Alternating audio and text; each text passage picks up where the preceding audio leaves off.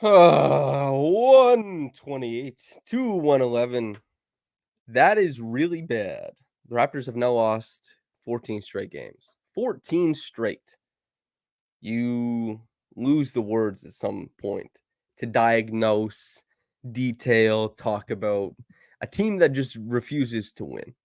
And maybe that's not even really on the table for them, but it's just like, this is bad basketball. It continues to be bad basketball. They got a semblance of the team back in IQ and RJ, and I think they both did a lot of good things on the offensive side of the floor. 20 points for IQ, 6 assists. RJ has 28 and 6. They both shoot like 60% from the floor. These are good things, but the Raptors still get absolutely shellacked in this game. And truthfully, could it have been better if perhaps it wasn't, I don't like only 27 minutes, 26 minutes, sure. But overall, we're looking at a team that just they're losing some basketball games, man. 14 straight. This is the worst I've ever seen this team. I walked in, I said, wow, this is the worst I've ever seen this team. I mean, come on, man. Oh, the defense. That front court has they don't care about anything. And no shade to Kelly. This is not what he was asked. Actually, you know what? Kelly has had better defensive stints than this, certainly. It doesn't help that there is, when I look at it, as far as like, I'm looking to find a good defender in the starting lineup. And I know what Emmanuel quickly was billed as. And I know that in the context of the Knicks, he was capable of doing some things. But even then, and Bruce Brown, past teams as well, I don't look at this starting lineup and say, we've got a defender there. I say, like, these guys would have to be sharing a single brain, knowing exactly where the stunt leaves, the recover begins, the hedge comes in. Like, it's, man, it's just, whew, bad. This is a bad team. Fred Benson says something about Drake that I'm not going to say right now. It's not that bad for audio listeners. It's just, I don't know what YouTube's policy is around those kind of things. And anyone for Blue Jays baseball or Leafs hockey, Samson? Yeah, I do. I was double screening. There's 2 screens. And I was watching some of the baseball. Unfortunately, the Blue Jays still can't hit. And, the Blue Jays, they've got good pitching, definitely. They're like the inverse of the Raptors. The Raptors can score the basketball. They figured out what they want to do for the most part. They opened up tons of driving lanes for RJ in this game. RJ got downhill. There's tons of stuff happening like that. And the Blue Jays are like the inverse. They've got a ton of good pitching, dominant pitching at times. It's just that lineup can't do anything. Although I guess like I don't pay much attention in the Leafs or anything like that, but Austin Matthews has like 62 or 63 goals. That's a big deal. He might set the record in the salary cap era. Coco says, at least my sweater is cozy. It is very cozy. Thank you. And MJ Barrow says, hi, Samson. Good to see RJ and IQ back. The rest, LOL, it is what it is. It certainly is. Can I tell you something funny? My dad hates the saying, it is what it is. And I never understood it because I thought it was just a great way to sum up, it's like c'est la vie. Or even, my family's, like, I don't know if it's a universal thing, but your family has like a family crest or whatever. The folk family thing is que sera, sera, which is whatever will be, which is effectively, it is what it is. A bit of self-hatred from my father there. Yeah, these Raptors. Let's talk about RJ.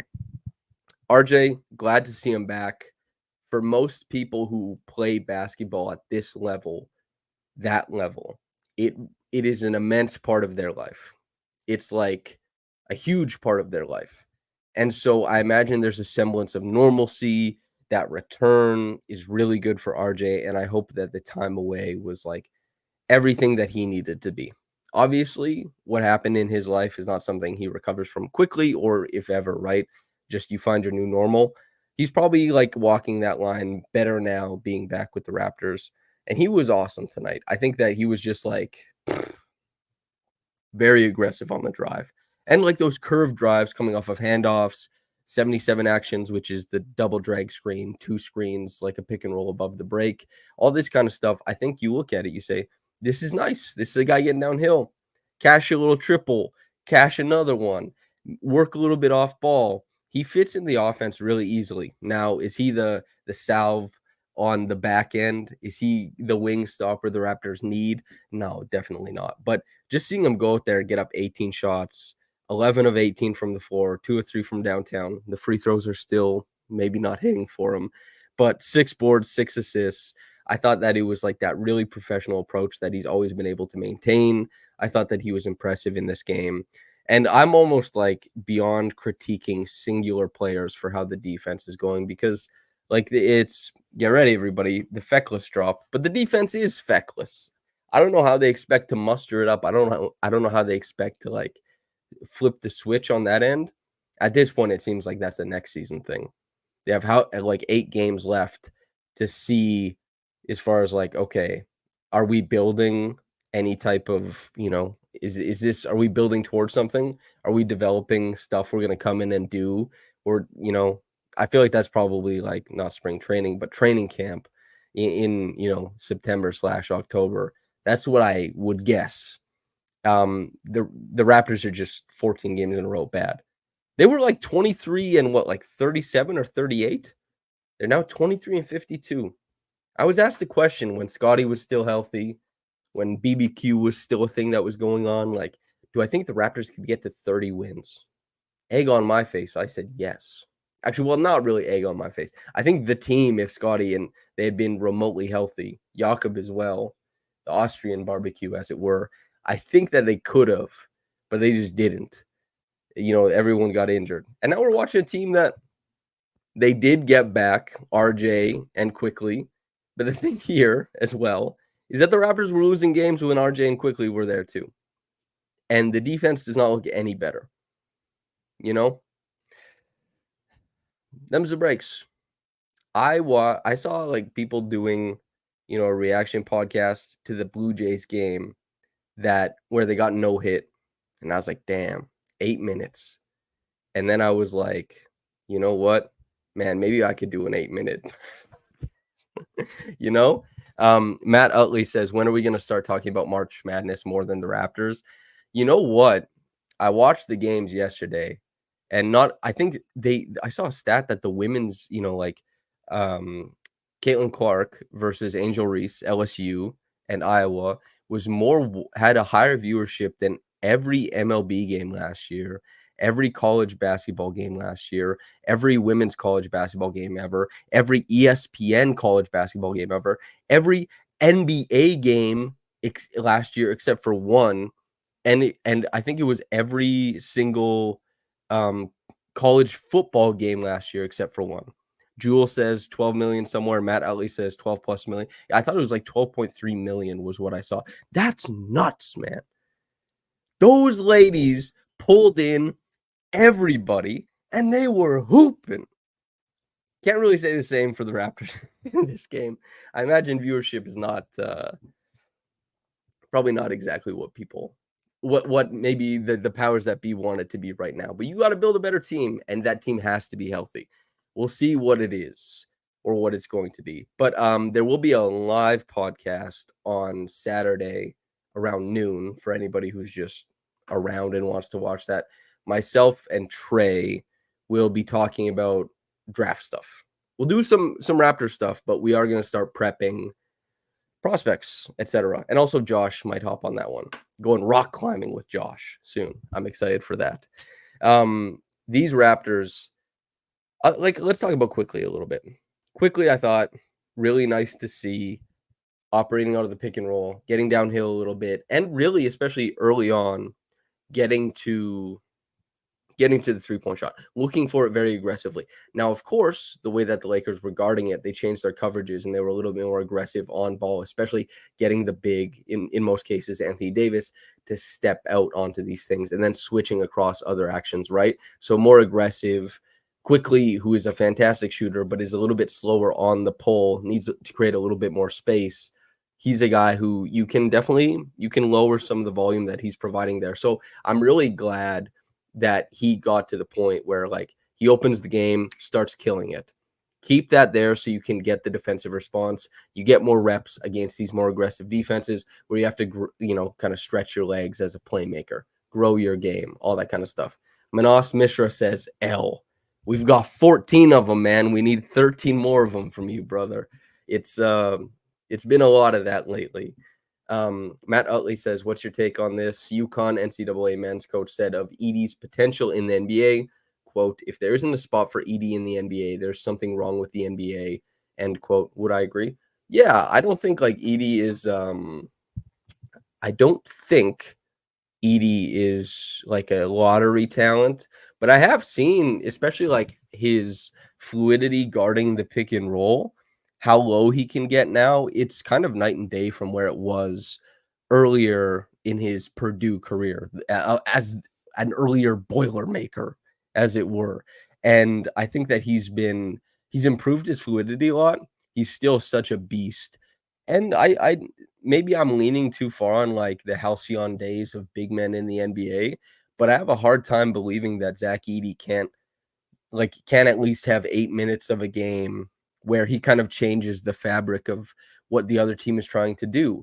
And he just has to, and it might not be immediately, but he just has to hang in on enough like pick and roll possessions so that he can provide what he needs to on offense, which is like an insane catch radius, a whole bunch of offensive rebounds, and a whole like he should be just like a really great guy to like vacuum up the basketball around the rim and finish things. And I think he could like dominate small pockets of the game eventually and survive them. Giovanni says the latest ESPN mock draft update has Edey at 14th in the first round. Yeah, I saw that. I don't, and again, this take it with a grain of salt. I am not a self-professed draft expert. I talk to scouts, I do my best, but they certainly know much more than me. But Edey, I don't know about lottery, but first round, yeah, sure, easy. I think he can hang in the NBA. I don't think he'll be one of those guys who there's a huge disparity between like, oh, he could be the best or he's not going to make it. I think that he has a reasonable floor and a reasonable ceiling. And the ceiling maybe isn't as high as some people think it is, but I don't think the floor is as low as some people think it is. I think he's an NBA player, an NBA center. And I know some people will be like, well, you can only play him against like Jokic or Embiid. I don't agree with that. Like at all. I don't agree with that. I think that Edey, the goal is, of course, when you're from the coach's standpoint, from a roster building standpoint, you don't build a team of players who can survive matchups. You build a team of players who can hopefully dominate them. So with the Edey on the flip side of it, it's like think about how he could punish smaller players for points in time. Like really, that's something that should be a part of his game. But I don't lottery. I'm not sure about that. But yeah, we'll see. And Matt Utley brings up the reps with Team Canada have been huge. I really like, man, I think that's like selfishly, as a guy who covers Team Canada every once in a while and watches a lot of it, I'm really hoping to be able to, while I'm in Vegas for Summer League, to watch the USA versus men's exhibition game, like to cover it as media. I think Edey has maybe a massive future, like completely dominating the FIBA paint for Canada. He could legitimize a front court that has been waiting for it. And if he really pops off in FIBA, this isn't even a Raptors thing. If he really pops off in FIBA, having him in the front court, having guys like RG on the wing, guys like Wiggins on the wing, provided that, he's healthy and everything's going on there, and one of the best backcourts in the whole world, like Shea and Jamal, could be pretty good. Like Canada could be one of those teams where you're like, damn, how the hell do we handle them? You know? So yeah. Young Caramel says, do you think Darko has some philosophical opposition to tanking? Does it look like it's just going to be rotation experimenting from here on out? I don't think Darko has like insofar as any coach does. I think Darko hates losing. I think coaches hate losing. I think players can really hate losing. I think end of bench players can kind of become like maybe apathetic or ambivalent to losing you know, if they're not able to, like if they're not able to come in and impact the game regularly. It might just be like, well, I'm just on the bench sitting for a lot of this stuff. I'm not sure. I get I couldn't say Darko's exact philosophical stance on tanking, but coaches don't like losing. It's it's tough to coach a team and watch them not win games, not perform, etc. So, and Richard Pilsky with the inverse view says Edie didn't play in the World Cup. Kelly O is a better fit for FIBA. Uh I'm not so sure. It's like Kelly definitely there's some FIBA shooting stuff, and Kelly has helmed the front court for many years, and like kudos to Kelly for doing that.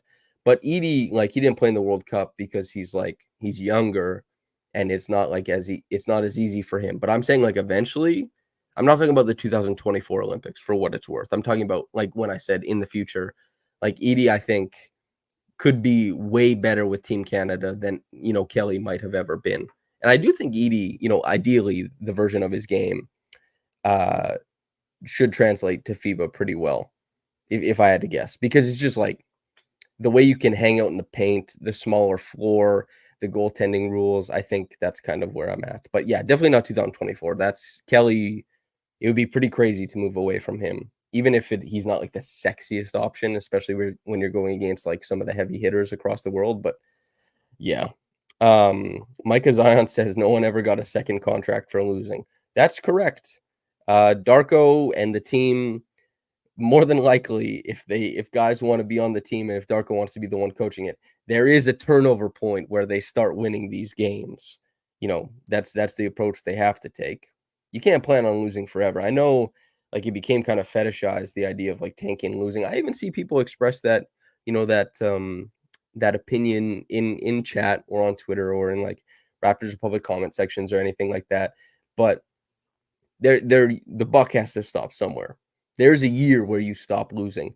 And usually it's not like a top-down decision made by the team. That's kind of like Houston, maybe.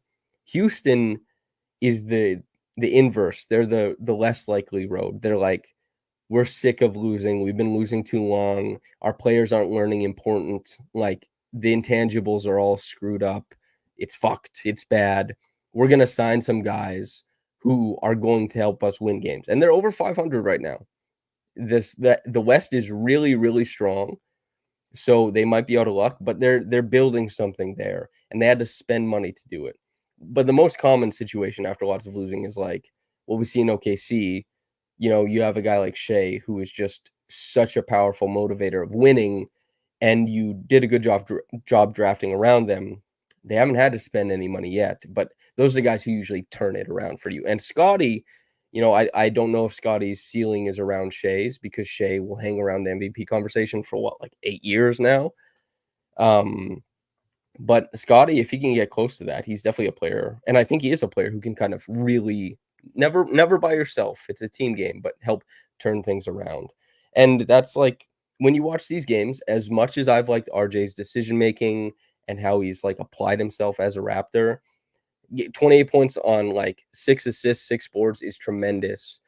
Quickly giving you like 20 and 6 in short order is good, but these guys do not have the same level of impact as a Scotty to just kind of like come in, impact the ball on both sides, and also on top of that, provide, like really affect the pacing of the game, change how teams attack, change how teams defend, like a whole bunch.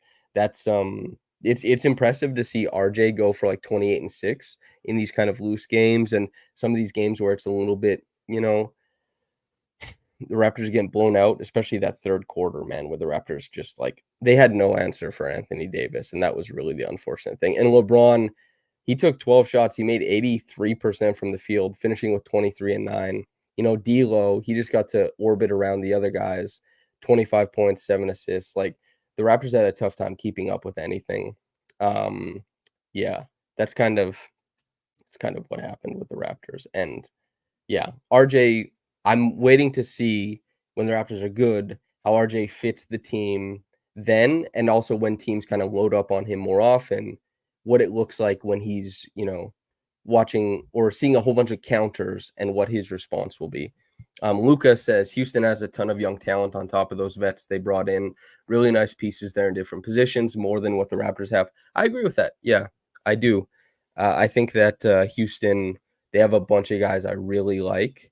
And yeah, and then Richard Pilsky says the Raptors rebuild is just getting started. Give it 2-3 years. Yeah, the Raptors won a chip, spent draft capital, etc., to try and like keep things together, and which I think was made sense for the first couple years. And Jakob Pertl, some people see that as an overspend. I think objectively it probably is, but he's an important member of the Raptors to maintain like a semblance of competitiveness for a guy to kind of help facilitate important possessions for the players. And the Raptors have to get more young talent on the team. We can see it each game. They need more. They need a higher potential. They need a higher ceiling, and that's even when the team is fully healthy. There needs to be more talent on the team. So they have a little bit of catching up to do with Houston. But Houston spent money, and I liked what Houston did in the offseason. And I like that they went after Brook Lopez too. But I mean, there's teams that are in better spots than the Raptors. But what might happen with, Houston was able to win without Şengün. The Raptors are not able to win without Scottie. I don't think that and I know Şengün has like, depending on how sexy you think the stats are, I'm not sure. But I think that Scottie is a player of more consequence than Şengün. And I think that Scottie is a guy who really, honestly, he is could be one of the defining players over the next however many years if things break the right way. And having a defining player is one of the easiest ways to turn things around. And defining players a lot, they don't just put up good stats, but they help elevate, other levels of players to get the best out of them. And that's the hope with Scottie, is that he can be a force multiplier and all that kind of stuff. Speaking of a force multiplier, we'll talk about Grady a little bit. I think the cutting was still good. Missed a couple threes that I was like, ooh, maybe that should have dropped in, but they rimmed out. He was very adventurous, as he has been, kind of operating in that mid-range and hunting those little pop shots. I like it. He made a crazy push shot over the backboard, like a horse type shot or pig type shot, not the farm animals, but the games. And yeah, like there's fun stuff from Grady in every game. I think the defense right now, Grady's, it's like it hit a high point where he was doing a lot of things correctly. Some of that apathy might be catching up to him. Like he's stuck in the mixer with this team that is not good on defense. And, it's kind of waxing and waning for him a little bit, but Luca here says Grady is fun as hell. He really is. He does a ton of cool stuff every game, and he's going to lose minutes every game. The impact metrics hate him right now, but Luca and everybody in here, you guys watch every game. You see that there's a future there for Grady, and a good one. That's what I'm seeing as well. There's stuff that will improve, but when the team starts getting better, I think that's when Grady starts to become really, really valuable. He's asked to do a lot right now, and he's one of the youngest players in the NBA. He'll work on it. He'll come back from an off season, a little bit of beef on there, a little bit of muscle. He'll continue working. He'll get better at stuff. And I'm really interested to see what year 2 looks like for Grady, and year 3 and year 4, et cetera, et cetera. Yeah. Giovanni says, Samson, do you think the writing is on the wall for Gary Trent Jr. if he wants 20 million plus a year? Yeah, definitely.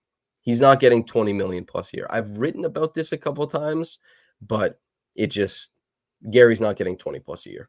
No way. No team will pay him that much. If he doesn't sign for less than 20 million a year, he will be sitting when play resumes in October for the regular season. He'll take less than that. I don't know what the Raptors' hard out will be. I haven't asked or heard anything regarding that. I just heard that they were like far apart when they originally tried to bridge that gap. And that's kind of where we are, I'm very interested to see how Wara and Gary how that shakes out. If Gary stays, I think it's on a very friendly contract. If he goes, maybe he gets paid a little bit more than people think. Maybe there's a team that really thinks he fits what they want to do. Maybe he ends up being a guy who's like, I want to play some meaningful basketball, and he might even be like a mid-level exception guy, like Dennis is probably a better player than Gary. I don't know if that sounds crazy to some people for me to say, but I do believe that generally.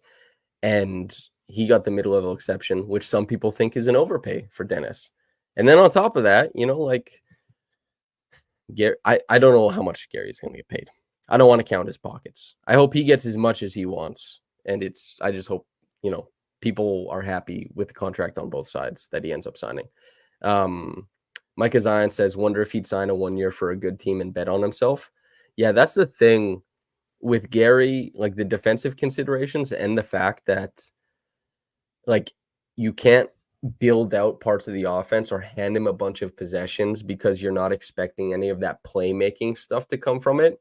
A lot of the bet on yourself players are players who not only could score the ball, but score the ball and play make at a much higher level. Like even someone like Jordan Clarkson is just in a way different space, way different level as a playmaker than Gary is. So, and even not to mention like this year was a bet on himself. Like he took the player option. This was Gary's bet on himself year, and the Raptors, they couldn't really facilitate, and they weren't even a very good team, but not even a very good team couldn't facilitate that many shots for him. His shot attempts went way down, it's and so who's going to make that bet with you? Because the team has to say yes, then the coach has to say yes, night in and night out. So I'm not sure. Lucas says, look how underpaid Monk has been with a few teams. I don't know if Gary is getting that money. Yeah, Monk had extenuating circumstances off the court that affected his market for sure. And also I've wanted the Raptors to be on Monk for forever. I really love the way Malik Monk plays basketball.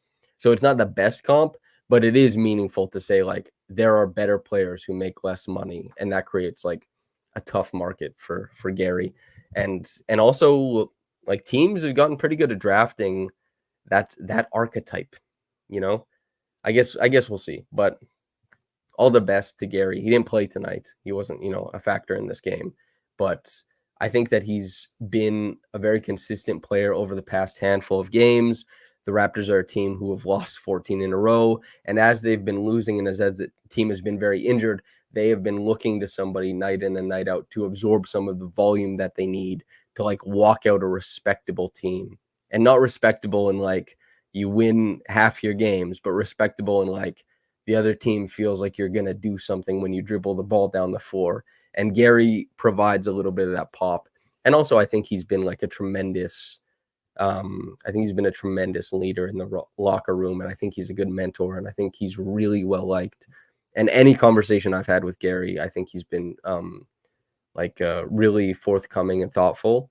And also he speaks very highly of the people around him, and he will not make trouble for anybody. He won't stir up any type of news in a bad way. He'll take whatever whatever the team asks of him, he'll do, and he'll do it dutifully. And I think that's really, really important.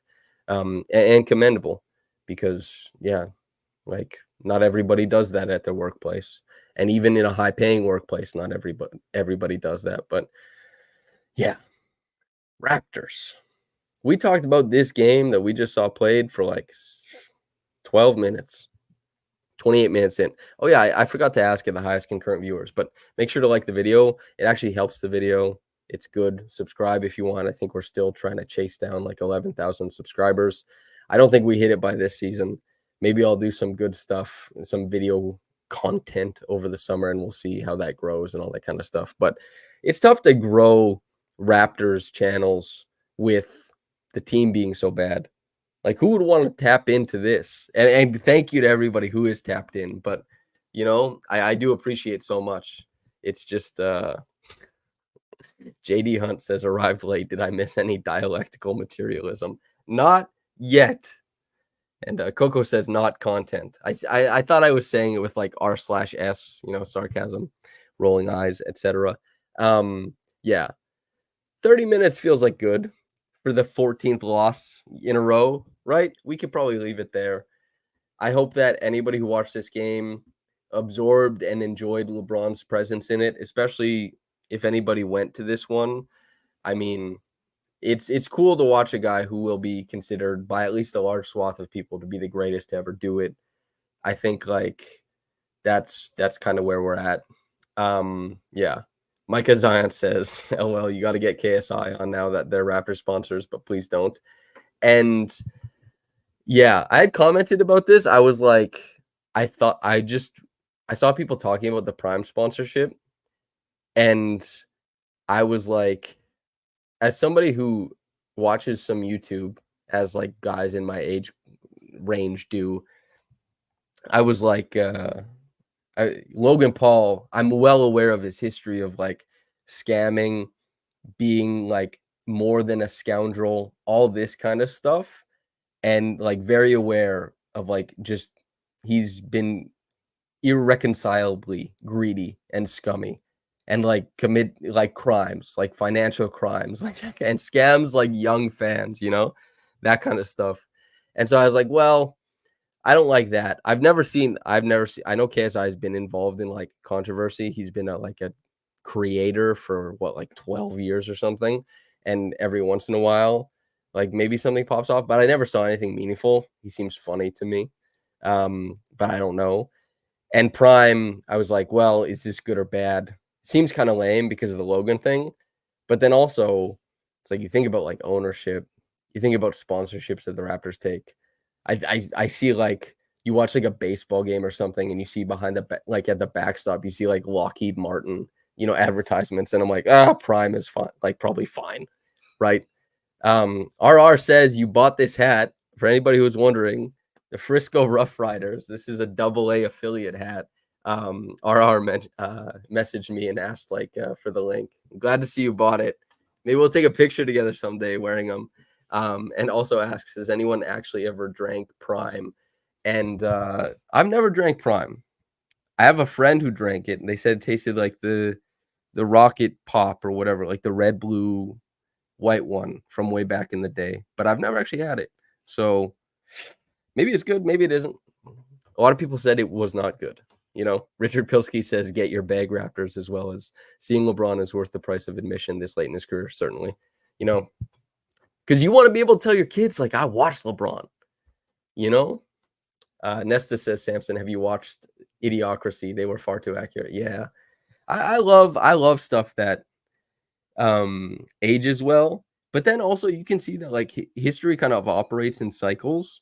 And if you're well read, and especially if you pay attention to like the news of the time, some of your predictions, they can be like well-informed predictions for the cycle of how things are going to go, especially as like late capitalism, etc. But I'm not going to get into that bag on this podcast. We're not doing that. Coco says, like the popsicle. Yes, the popsicle. So yeah, the Raptors, they haven't. Logan Paul and KSI might be at a couple games wearing Raptors jerseys. That might be a thing. They need some celebrity juice now that Drake is like nowhere to be seen. I know when he was on the Raptors show, he said for Drake to respond. I guess that would be fun. Anyway, that's kind of where we're at, I think. Yeah, I feel like a podcast, everybody. The Raptors lose again. Be back here.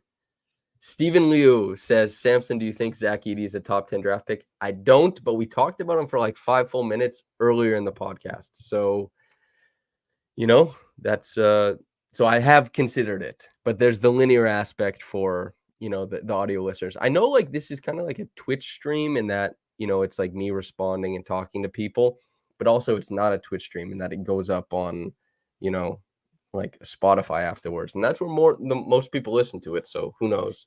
DM says, how possible is it to fairly evaluate the Raptors head coach after his first season, given all the things that have happened with the roster this year? Okay, this will be the last thing I answer. And it's something I thought about because I have been pro Darko this season relative to the fan base, I think, and certainly relative to maybe like pundits or maybe, people who are critical of the team. Because I've been very critical of the team, but I still feel quite good about Darko's presence as head coach. First things first, players can't hate the coach. Players have to be able to go to work repeatedly and like the coach. And the coach also has to be able to align with the goals of development on the team. Now, the Raptors will be a better team for development when they have players who have conceivably higher potentials and ceilings that you can aim for. having like a bunch of like 10-day slash two-way guys who are around like 25, 26, who, they've been trying to do a whole bunch of stuff. Like, yeah, it makes it a little bit tougher to like lean on, development. But as Coco here says, soft skills matter. They certainly do. And on top of that, I think that he has completely changed the fabric of the offense. Now, the offense isn't blowing anybody away. The defense has been really bad. But here's the thing. I think that the defense can get better. I think that it will get better with better personnel. What I like about the change of the offense, switching from more of a pick and roll slash flatten out slash ISO team, is that it is a very easy system for somebody to come into. And it's a system that, with all of the cutting and passing and motion, can get more out of, let's say, mediocre players or mid-tier players, especially if they play within scheme.